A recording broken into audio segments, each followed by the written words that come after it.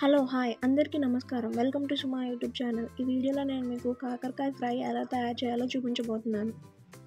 చూడండి, మా తోటలో కాసిన కాకరకాయలతో చిట్టి కాకరకాయల ఫ్రై ఎలా తయారు చేయాలో చూపించబోతున్నాను. చూడండి, ఎలాంటి ఫెర్టిలైజర్స్ లేకుండా మా ఇంట్లో పండించిన తోటలోవి వాటితో మనం ఈరోజు ఫ్రై చేయబోతున్నాం. ఎంతో రుచిగా ఉంటుంది.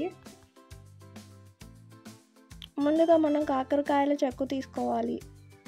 మరీ ఎక్కువగా అవసరం లేదు, కొంచెం పైన తీసుకుంటే సరిపోతుంది.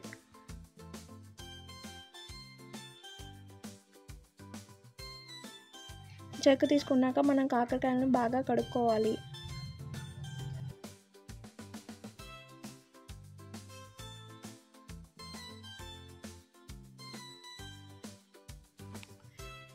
చూడండి, ఇలా మట్టంతా పోయే వరకు బాగా పిసుకుతూ కడుక్కోవాలి.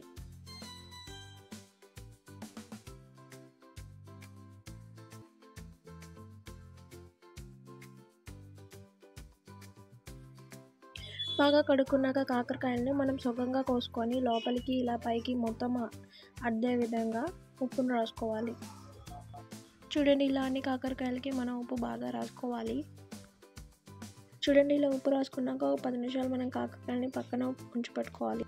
ఒక 10 నిమిషాలు ఆగాక ఇలా కాకరకాయలని బాగా గట్టిగా నీరంతా కారిపోయే విధంగా పిండుకోవాలి. చూడండి, ఇలా నీరంతా పోయే విధంగా బాగా పిండుకోవాలి. ఇలా కాకరకాయలన్నీ పిండుకున్నాక ఒక పక్కన పెట్టుకొని స్టవ్ వెలిగించుకొని దాంట్లోకి ఒక 5 నుంచి 6 స్పూన్స్ ఆయిల్ వేయాలి. చూడండి, ఇలా ఆయిల్ 2 నుంచి 3 మినిట్స్ హీట్ అయిన తర్వాత మనం ముందుగా పిండి పెట్టుకున్న కాకరకాయలు అందులో వేసుకొని సిమ్లో వేయించుకోవాలి. మరి హైలో కాకుండా మరి సిమ్లో కాకుండా మీడియం ఫ్లేమ్లో పెట్టుకొని కాకరకాయలను వేపుకోవాలి. హైలో పెట్టుకుంటే కనుక అవి మాడిపోతాయి, అందుకనే మీడియం ఫ్లేమ్లో పెట్టుకొని వేపుకోండి. చూడండి, ఒక 10 మినిట్స్ అయ్యాక కాకరకాయలు ఫ్రై అయిపోతాయి. మనం అప్పుడు దాంట్లో కారం పెట్టుకోవాలి. చూడండి, ఇలా ఒక్కొక్క కాయ తీసుకొని దాంట్లో కారం పెట్టుకోవాలి మనం.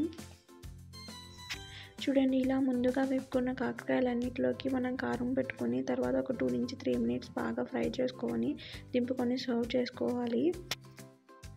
చూడండి, ఇలా కారం వేసుకొని ఫ్రై చేసుకుంటే ఎంతో రుచికరమైన కాకరకాయ ఫ్రై రెడీ. ఎంతో రుచికరమైన చిట్టి కాకరకాయల ఫ్రై పప్పులో కానీ ఇంకా సాంబార్లో కానీ వేసుకొని తింటే ఎంతో బాగుంటుంది. ఆరోగ్యానికి కూడా చాలా మంచిది. ఒకసారి ట్రై చేసి చూడండి. ఈ వీడియో మీకు నచ్చినట్లయితే లైక్ చేయండి, షేర్ చేయండి, సబ్స్క్రైబ్ చేయండి. Thanks for watching.